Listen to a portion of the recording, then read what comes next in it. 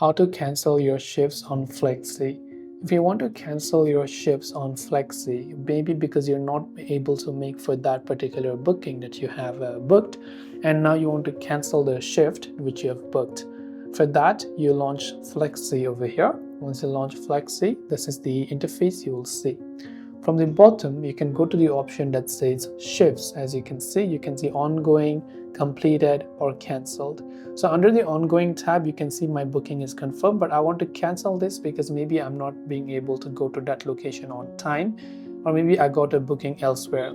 So here you can simply see some of the options about what happens when you cancel your shift. So 5 minutes before applying, then what happens is you'll get no penalty, 48 hours, no penalty, 48 to 24 hours, 1 point, 24 to 12 hours, 3 points, 12 to 8 hours, 4 points, 8 to 4 hours, 5 points, and basically greater than 4 hours, then 6 points, then no show, then 8 points, or in 4 weeks suspension as well. So you have to be really careful so as not to be suspended. But if it's not been that long, then you can simply select that.